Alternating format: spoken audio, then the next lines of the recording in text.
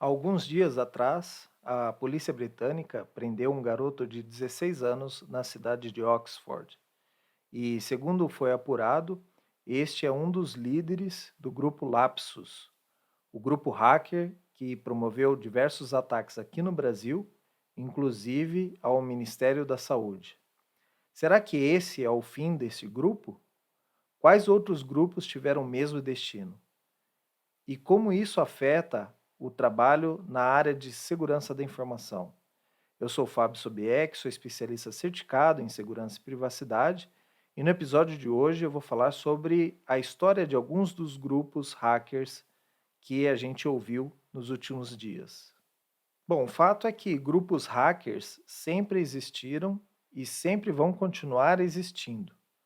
Alguns são amigos próximos, e eles acabam montando esses times para trocar informações entre eles, trocar, por exemplo, exploits, vulnerabilidades ou informações como o dia zero.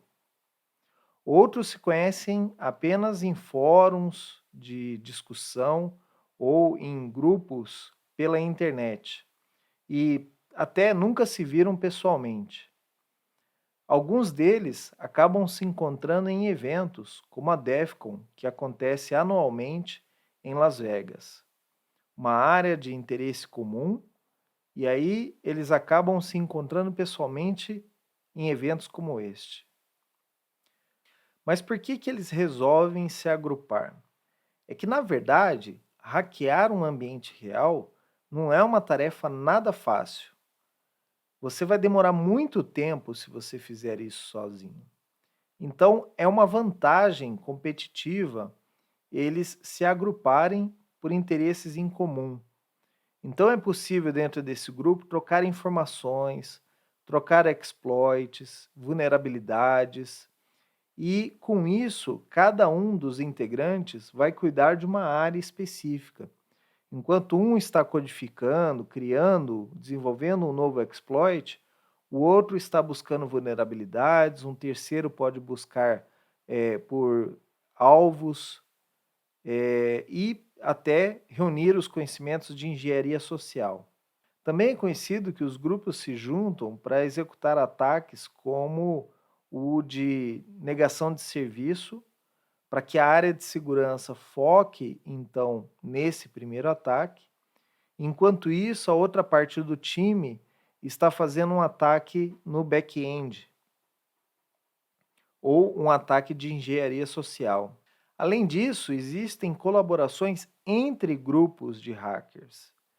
Estes grupos eles trocam exploits, às vezes eles comercializam essas vulnerabilidades em mercados na Deep Web, ou entre eles trocando essas informações. Um dá um exploit, o outro paga com outro exploit.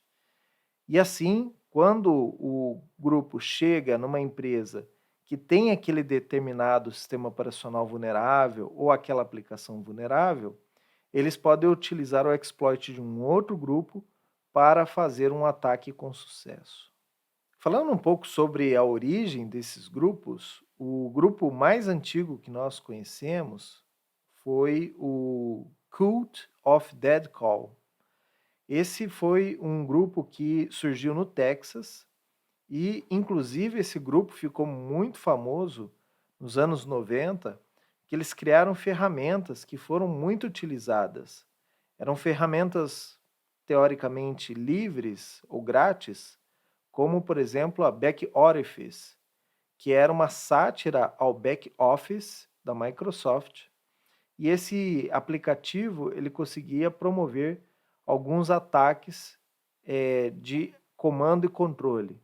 Você enviava um agente oculto para a vítima, um executável, e a partir da hora que essa pessoa executasse e você soubesse o IP daquela vítima, era possível dar comandos como a abertura da unidade de CD-ROM ou pedir para abrir programas dentro do Windows, ou até mesmo fechar programas, executar sons e até ouvir o microfone de algumas pessoas.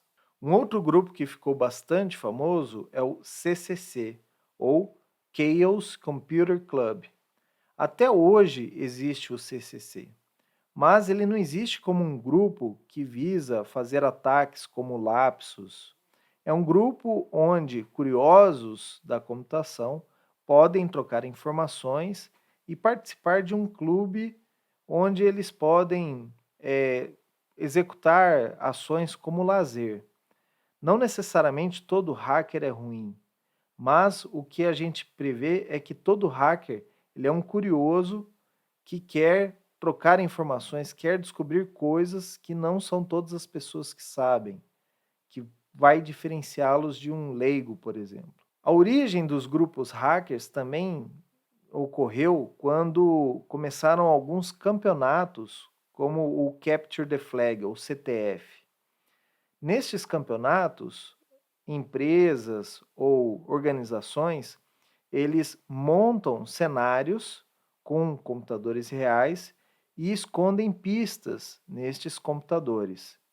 E aí lançam o desafio para esses grupos de hackers para ver quem consegue capturar o maior número de pistas primeiro, ou quem consegue somar mais pontos, realizando invasões em diferentes sistemas operacionais e aplicações. Então, com essa competição, foi natural que alguns desses hackers se reunissem em grupos para trocar experiências e competir com outros países ou outros grupos de amigos. Um outro fato que também acirrou a disputa entre grupos hackers foi a competição por defacements.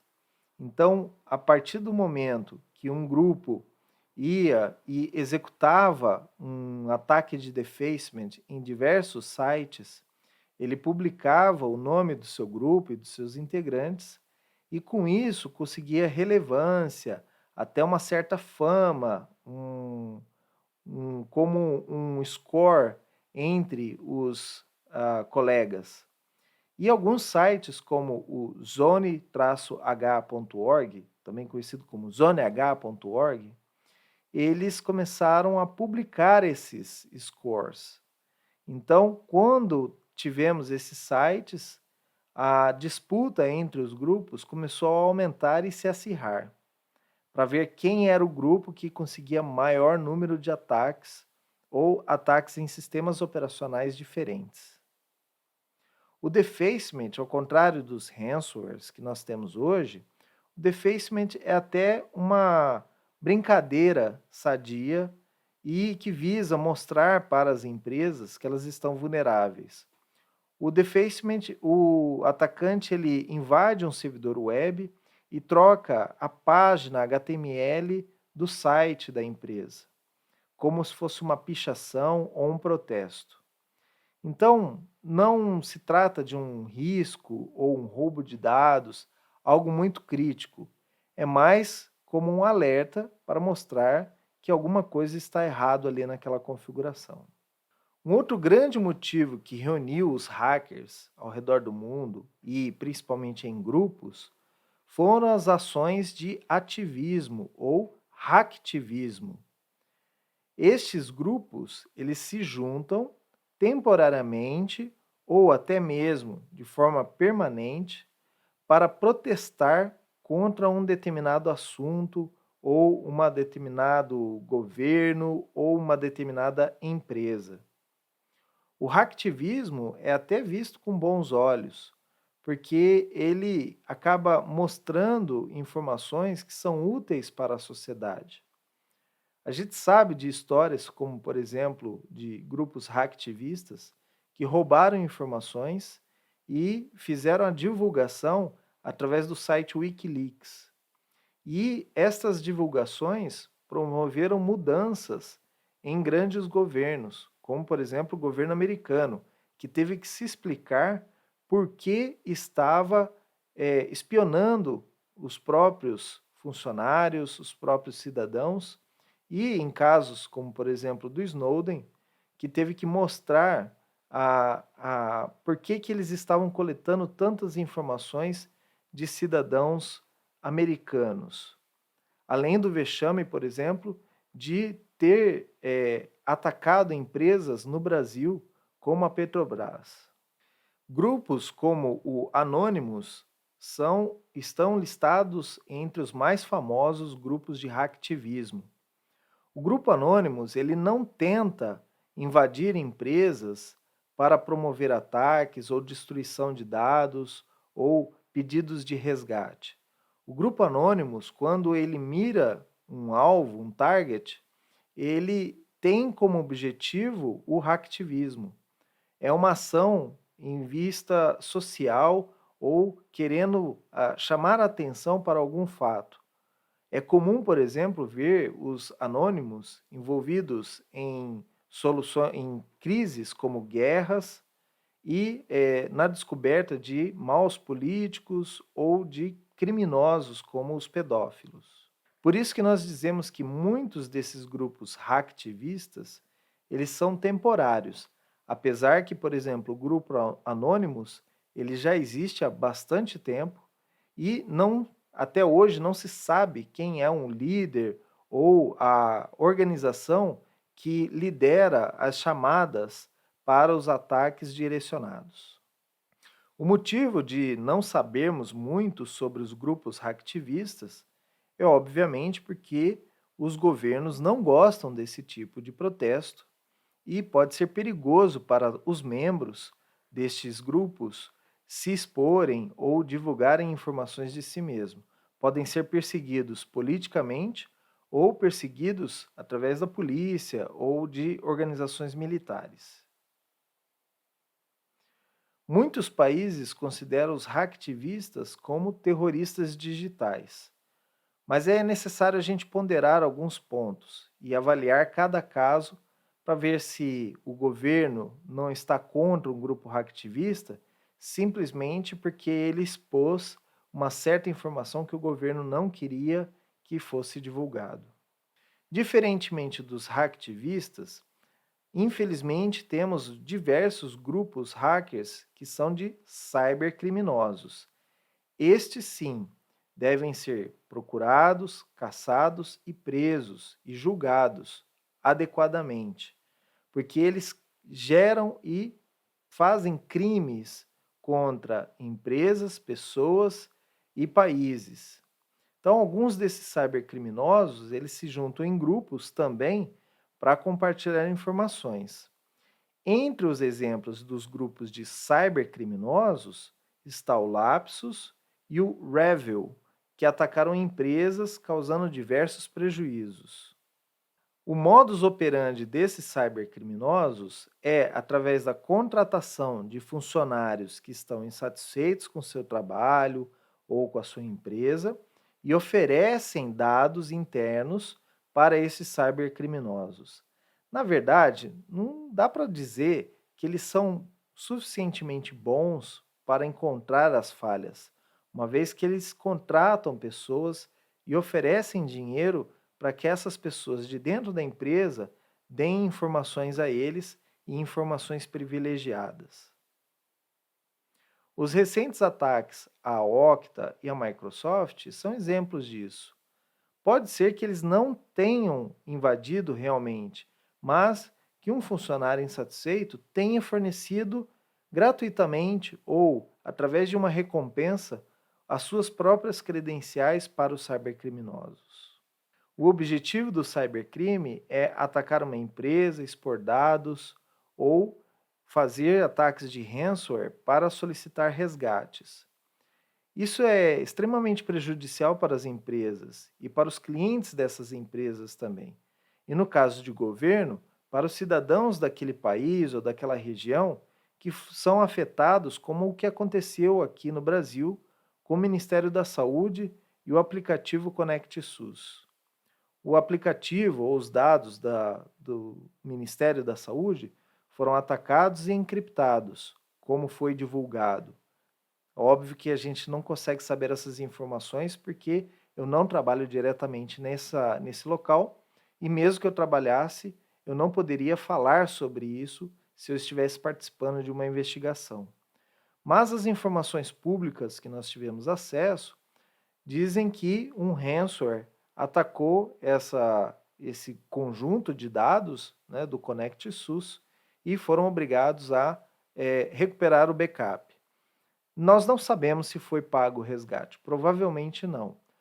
Mas quando o grupo Lapsus ou a pessoa que foi dita como sendo o líder do grupo Lapsus foi preso, encontrou-se cerca de 60 milhões de dólares na casa dessa pessoa que foi presa.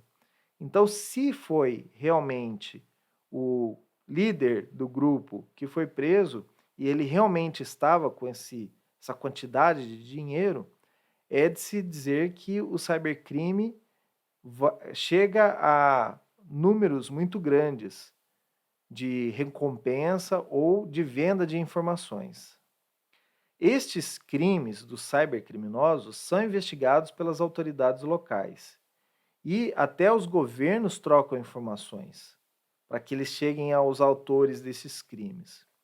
Há uma conversa aqui no Brasil onde todo mundo suspeita que integrantes do Lapsus sejam brasileiros, não na sua totalidade, mas alguns deles sejam brasileiros, porque o número de informações e de empresas que eles tinham como alvo aqui no Brasil, e até mesmo a dificuldade da língua portuguesa para um estrangeiro, eles precisam, o próprio hacker, para ele poder executar um ataque e diferenciar o que é uma informação boa ou uma informação ruim para se vender, ele precisa ter o conhecimento do português. É óbvio que um hacker, se ele roubou uma base de dados aqui no Brasil, ele não vai usar Google Translator para poder descobrir se aquela informação é um nome de pessoa, é um CPF, para poder identificar que tipo de informação ele tem à mão, se ela é útil ou não. Então ele precisa contar com pessoas que sejam fluentes nesse idioma e conheçam a cultura, conheçam as empresas, para poder diagnosticar se aquele dado roubado tem valor comercial para eles ou não. Entre os crimes praticados pelos cybercriminosos estão desde a confecção, criação de malwares, até a implantação em empresas. Então, não somente atacar empresas, mas criar um malware já chega a ser um crime. Eles também criam ransomwares para solicitar resgate das empresas. Executam ações de negação de serviço, ataques de negação de serviço, visando derrubar ambientes ou até derrubar comércios eletrônicos, afetando a receita dessa empresa, impactando diretamente no negócio. Alguns dos cybercriminosos também fazem a destruição de dados, ou seja, uma vez que ele fez a exfiltração, ou seja, ele roubou a informação de dentro daquela empresa para fora, ele pode enviar um malware para destruir aqueles dados de forma permanente e que a empresa não tenha como se recuperar daquilo, a menos que, obviamente, utilize um backup. Mas ele tendo posse dos dados e destruindo os dados na origem, ele é o único a ter a cópia daqueles dados. Além disso, o roubo de dados também pode abrir uma outra faceta dos cybercriminosos, que é a venda das informações em um mercado paralelo. A gente sabe que muitas das nossas informações vão parar em listas de e-mails ou são vendidas em ruas de comércio popular, através de CDs com bases de dados, que são utilizados por outras pessoas para golpes ou para campanhas de marketing. Você já deve ter se perguntado como que aquela empresa ou como que esse spammer teve acesso ao meu e-mail ou informações minhas ou com relação à minha renda. A maioria desses casos são de dados roubados de empresas, como dados de crédito ou dados pessoais, que são armazenados quando você faz uma compra, por exemplo, numa loja de roupas, ou quando você pede o cartão daquela loja e esses dados são roubados. Essa informação vale muito dinheiro no mercado paralelo. Também partem daí os golpes como o do WhatsApp, que a pessoa clona, entre aspas, um celular, liga para os parentes desta pessoa dizendo: Olha, sou eu, mas eu troquei de número porque tive um problema na minha linha. Você pode fazer uma transferência de dinheiro para mim? Porque eu estou com um celular novo e não tenho token, ou não tenho o registro desse dispositivo no meu banco. Depois eu te pago. Você já se perguntou como que esse golpista tem os dados dos meus pais, dos meus parentes, sendo que ele não teve acesso ao meu celular? A maioria desses dados são correlacionados entre bases diferentes e, com isso, ele tem um mapeamento de uma vítima, ele tem um mapeamento dos familiares e ele pode executar ataques como este. Mas nem sempre o cybercriminoso leva vantagem. Muitos deles são presos. E aqui eu listei alguns dos mais recentes ou de maior destaque para você ter uma ideia que realmente o crime cibernético acaba não compensando. Em 14 de janeiro de 2022, nós recebemos a notícia que integrantes do grupo Revil foram presos na Rússia. A própria organização de inteligência russa, o FSB, fez a investigação e descobriu parte dos membros vivendo em solo russo. Na verdade, o que se noticiou depois é que alguns destes hackers do grupo Revil, eles estavam ostentando muito, ou seja, o lucro que eles obtinham dos ataques, eles estavam comprando carros muito caros e foi fácil de rastrear estes indivíduos. Na casa de um dos integrantes do grupo Revil, foram encontrados 5 milhões de dólares em dinheiro vivo e mais de 500 mil dólares em criptomoedas. O grupo Revil ele foi um dos responsáveis pelo ataque da Colonial Pipeline e um pedido do governo americano, bem antes, obviamente, da situação que nós temos agora com a Ucrânia, um pedido do governo americano ao governo russo que fosse investigado e desse fim a esse grupo, que estava causando muito prejuízo em solo americano. Então, o grupo Revil, ele teoricamente não atacava países ou empresas no próprio país, mas sim empresas em países estrangeiros. Por isso que a polícia, teoricamente, não incomodava muito. A partir desse pedido dos Estados Unidos que fosse investigado, o grupo foi preso. Em 24 de março de 2022, o garoto de 16 anos foi preso em Oxford, acusado de ser o líder do grupo Lapsus. Pensou-se que o grupo acabaria por aí, mas, mesmo com esse garoto preso, o grupo Lapsus continuou divulgando algumas informações. Não se sabe aqui para nós no Brasil se o grupo nomeou um próximo líder ou se ele, esse garoto que foi preso, não tem nada a ver com o grupo Lapsus. A gente só vai descobrir isso mais à frente, quando a polícia fornecer mais informações a respeito do garoto. Como ele é menor de idade, as informações de sua identidade, de sua família, não foram divulgadas. Em 2012, por volta de 29 de agosto, um outro grupo chamado LulzSec foi desmontado com prisões feitas nos Estados Unidos e no Reino Unido. Eles foram responsáveis pelo ataque à Sony, que invadiu a rede de videogames da Sony. Você com certeza deve se lembrar desse fato. E aqui mostra como que esses grupos são organizados em diversos países. As prisões para acabar com o grupo LulzSec, elas ocorreram em 2 países diferentes. Então, isso mostra para nós que os governos trocam informações e também que esses hackers, eles nem sempre montam seus grupos somente com amigos ou com pessoas próximas. Às vezes, devido à internet, eles podem estar em diversos países conversando em um grupo fechado.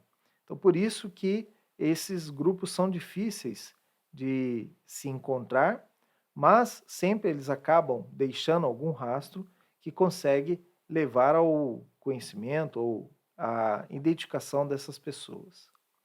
Eu destaquei um outro caso aqui que também foi bastante curioso, mas não se tratava de um grupo. O hacker conhecido como Marcus Hutchins, ele estava em 2017 na DEF CON, em agosto de 2017. Quando o evento acabou, e o Marcus, ele é natural da Inglaterra, ele estava voltando ao seu país de origem, ele foi preso no aeroporto de Las Vegas ao final da DEF CON. Ele foi conhecido como o herói do WannaCry. Ele foi preso em Las Vegas, então depois da DEF CON, mas ele já era procurado nos Estados Unidos por ter criado e vendido alguns malwares conhecidos como Cronos. Este malware Cronos não foi usado pelo Marcos, mas por outros atacantes para roubar dados de clientes de cartão de crédito nos Estados Unidos. Como as investigações provaram que ele foi o autor do malware, ele foi preso por isso. A história que ele foi o herói do WannaCry é porque ele fez uma análise reversa do vírus, o WannaCry, e ele descobriu que o vírus ele tinha um gatilho, que era buscar um site, e esse site, porventura, não estava registrado. Era um nome completamente aleatório, .com.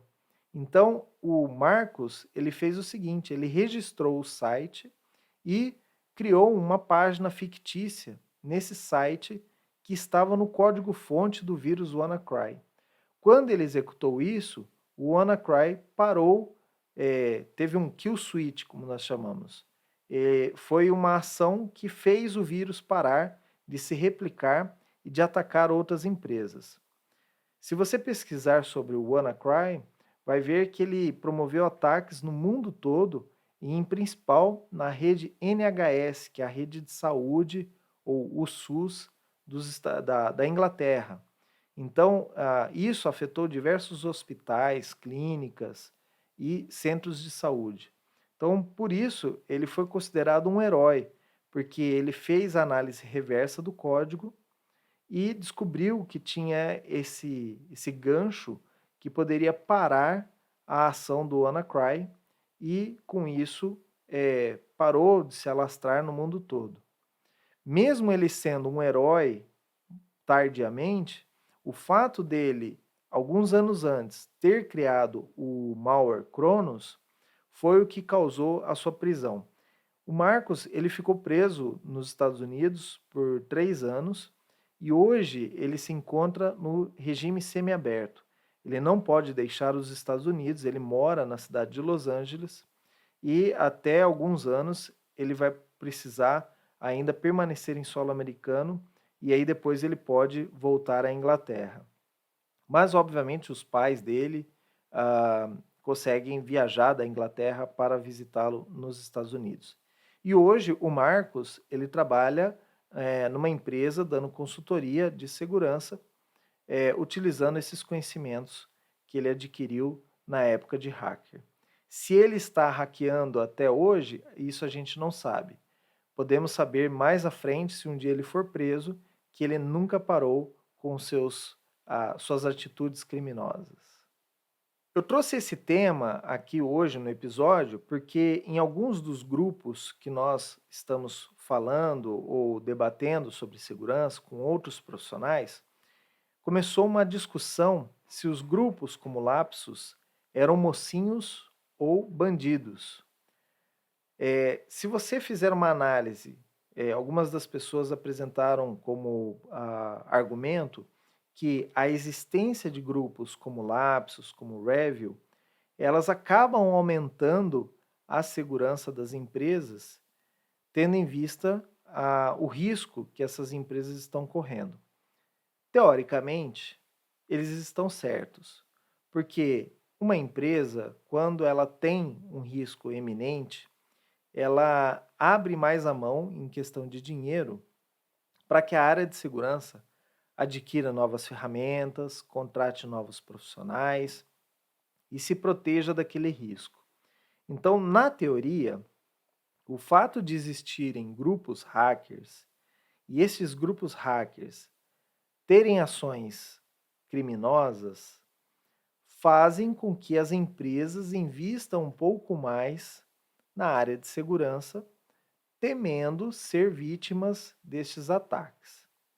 Mas, por outro lado, é uma ação criminosa, onde a gente não pode nem sequer enaltecer essas ações ou vangloriar essas ações, tornar esses cybercriminosos heróis ou pessoas, exemplos a serem seguidos, porque são crimes que afetam diversas empresas e causam prejuízos.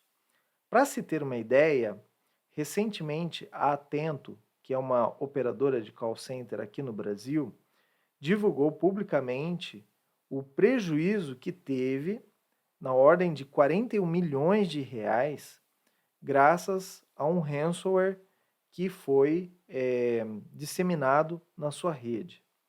O que aconteceu? Por que teve todo esse prejuízo? Será que a Atento pagou o ransomware? Isso nós não vamos saber, porque não é uma informação pública. E eu acredito que provavelmente não fizeram isso. Mas, pelo fato da Atento atender diversos clientes e por conta do vírus ela teve que parar esse atendimento, provavelmente estão contados aí dentro desses 41 milhões de reais os prejuízos com multas e indenizações que eles tiveram que pagar aos clientes e o fato da empresa ter ficado parada todo esse tempo, ou seja, parou de receber dinheiro, parou de trabalhar, parou de receber dinheiro. Então, com isso, chega a esse valor de 41 milhões de reais como prejuízo devido a um ransomware. Nenhuma empresa quer ter um prejuízo de 41 milhões de reais. Então, por isso, as empresas investem na área de segurança. Então, de novo, eu não acho que, na minha opinião, que deve se vangloriar ou que se deve incentivar ações de grupos como cybercriminosos. Elas definitivamente devem ser procuradas pela polícia, investigadas, julgadas e presas, mas, ao mesmo tempo, não se pode dizer que não colaboram indiretamente com a área de segurança, porque aumenta o risco e, portanto, a gente consegue mais orçamento e mais recursos para se trabalhar. De forma geral, o que eu falo para você que está começando na área de segurança e quer aprender hacking ou alguma coisa assim, é que existem diversas maneiras de se ganhar dinheiro honestamente com a área de segurança, usando esses mesmos conhecimentos que você vai adquirir, às vezes, para executar um cybercrime. Então, ao menos aqui no Brasil, ou mesmo que você tenha como alvo países estrangeiros, empresas em países estrangeiros, o crime acaba não compensando. E, como a gente viu até que mesmo no Brasil, como o hacker que atacou o Telegram do juiz Moro, ou o outro hacker que acabou divulgando informações de um birô de crédito, ambos foram presos. Então, não vale a pena. A nossa Polícia Federal no Brasil, ela é muito competente para encontrar e prender esses cybercriminosos no Brasil. Não acredite na história de que ninguém vai encontrar você ou que está na internet e você está protegido. Sempre um ataque deixa rastros, e esses rastros, cedo ou tarde, vão acabar levando à identificação dos cybercriminosos.